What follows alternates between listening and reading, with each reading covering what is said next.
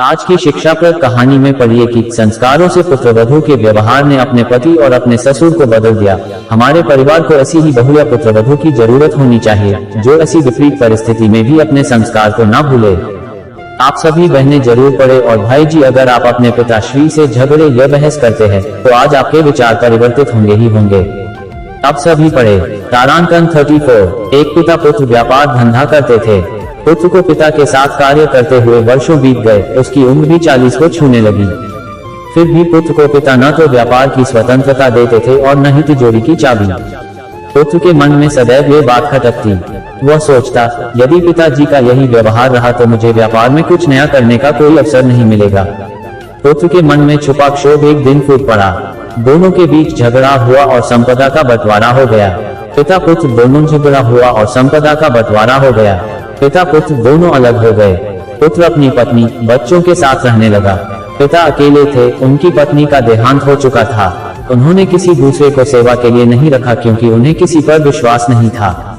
वे स्वयं ही रूखा सूखा भोजन बनाकर खा लेते या कभी चने आदि खाकर ही रह जाते तो कभी भूखे ही सो जाते थे। उनकी पुत्रवधू बचपन से ही सत्संगी थी। जब उसे अपने ससुर की ऐसी हालत का पता चला तो उसे बड़ा दुख हुआ, आत्मग्लानि भी हुई। उसमें बाल्यकाल से ही धर्म के संस्कार थे, बड़ों के प्रति आदर व सेवा का भाव था। उसने अपने पति को मनाने का प्रयास किया परंतु वे न माने। पिता के प्रति पुत्र के मन में सद्भाव नहीं था।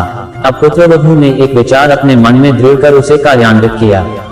वह पहले पति व पुत्र को भोजन कराकर क्रमशः दुकान और विद्यालय भेज देती, बाद में स्वयं ससुर के घर जाती, भोजन बनाकर उन्हें खिलाती और रात्रि के लिए भी भोजन बनाकर रख देती। कुछ दिनों तक ऐसा ही चलता रहा। जब उसके पति को पता चला तो उसने पत्नी को ऐसा करने से रोकते हुए कहा, ऐसा क्यों करती हो? बीमार पड़ जाओगी, तुम्हारा शरीर इतना परिश्रम नहीं सह पाएगा। पत्नी बोली, मेरे आदरणीय ससुर जी भूखे रहें, तकलीफ पाएं और हम लोग आराम से खाएं पिएं, यह मैं नहीं देख सकती। मेरा धर्म है बड़ों की सेवा करना, इसके बिना मुझे संतोष नहीं होता।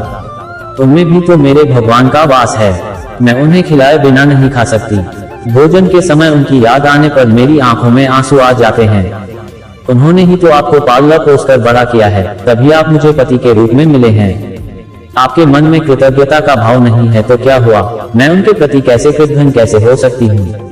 पत्नी के सुंदर संस्कारों ने, सद्भाव ने पति की बुद्धि पलट दी।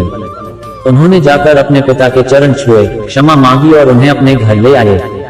पति पत्नी दोनों मिलकर पिता की सेवा करने लगे। पिता ने व्यापार का सारा भार पुत्र पर छोड़ दिया। तो मेरे प्यारे प्यारी परिवार के किसी भी व्यक्ति में सच्चा सद्भाव है, मानवीय संवेदनाएं हैं, सुसंस्कार हैं तो वह सबके मन को जोड़ सकता है। घर परिवार में सुख शांति बनी रह सकती है और ये तभी संभव है जब जीवन में सत्संग हो, भारतीय संस्कृति के उच्च संस्कार हो, धर्म का सेवन हो। जीवन का ऐसा कौन सा क्षेत्र है जहाँ सत्संग की आवश्यकता नहीं है? सत्संग जीवन की अत्यावश्यक मांग है क्योंकि सच्चा सुख जीवन की मांग है और वह सत्संग से ही मिल सकता।